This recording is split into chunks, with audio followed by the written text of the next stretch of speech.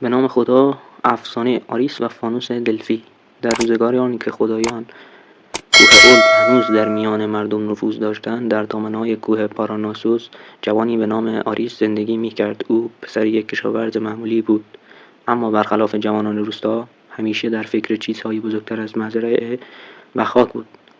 دلش می‌خواست پهلوان شود، مانند قهرمانانی که شاعرای یونانی برایشان سرود می‌خواندند.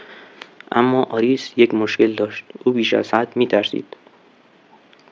از صدای شب، از تاریکی جنگل، از نگاه حیوانات، حتی از صدای کوبیده شدن باد بر درختان.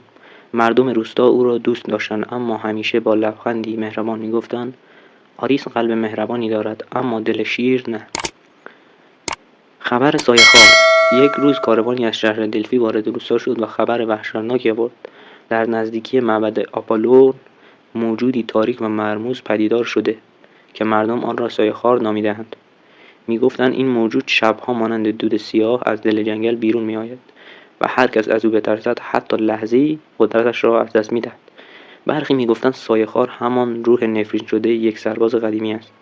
برخی می‌گفتند ساخته جادوگران است. کاهن‌های دلفی آگاهی دادند تنها کسی که می‌تواند سایه‌خوار را نابود کند که بر ترس خودش پیروز شده باشد. مردم روستا پریشان شدند. هیچ کس جرأت نزدیک شدن به جنگل را نداشت. در همین میان آریس که همیشه خود را ترسو می‌دانست، تصمیم عجیبی گرفت. او پدرش گفت: پدر، دویدن از ترس کافی است. باید شجاع شوم، حتی اگر بمیرم. پدرش ابتدا مخالفت کرد، اما وقتی دید آریس برای اولین بار در زندگی با صدای محکم حرف می‌زند، فانوس قدیمی را از صندوقچه بیرون آورد. فانوس برنزی که سالها پیش پدرش از کاهن‌های دلفی هدیه گرفته بود. پدر فانوس را به آریس داد و گفت: پسرم، نور این فانوس همیشه کم‌سوست، اما میگویند وقتی در دست کسی باشد که قلبی صادقانه داشته باشد، نورش قوی‌تر می‌شود. سفر به جنگل الفی.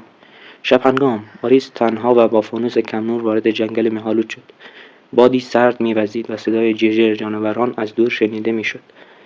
هر قدم قلبش را تندتر می‌تپاند، اما آریس یک جمله را مدام با خود تکرار می‌کرد: ترس من دشمن من است، نه سایه‌خوار.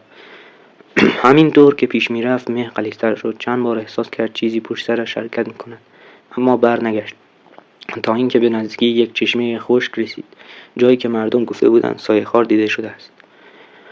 آریس فانوس را بلند کرد. نورش فقط چند قدم را روشن می‌کرد. سکوتی سنگین حاکم بود تا اینکه ناگهان سایه‌ای از پشت درخت تکان خورد. رویایی با سایه‌خوار. چیزی مثل دود سیاه از میان درختان بیرون خزید.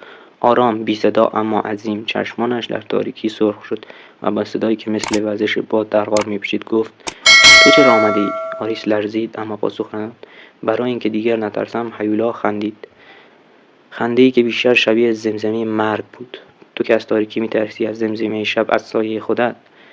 آریس احساس کرد پاهایش می‌لرزد، اما فانوس را محکم‌تر گرفت. نورش کمی بیشتر شد. سایه‌خوار عقب کشید و گفت: این نور از چیست؟ تو قلب شجاع نداری؟ آریس فریاد زد: شجاعت یعنی نترسیدن نیست، یعنی با ترس روبرو شدن است.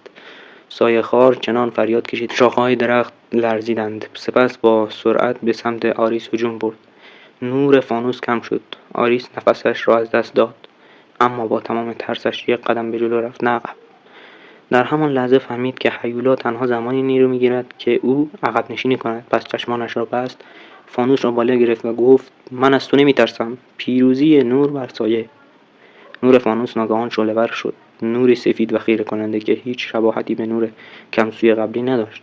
سایه‌خوار جیغی کشید و بدنش مانند ابر سیاه بادزده پاره شد. دستانش تبدیل به دود شد. چشمان سرخش خاموش شد و در آخرین لحظه زمزمه کرد: تو بر ترست چیره شدی، پس من دیگر قدرتی ندارم. و با باد شب ناپدید شد. بازگشت قهرمان. صبح که خورشید از پشت کوه طلوع کرد، آریس خسته اما پیروزمند از جنگل بیرون آمد. فانوس در دستش همچنان روشن بود، با نور طلایی که کسی قبلا ندیده بود.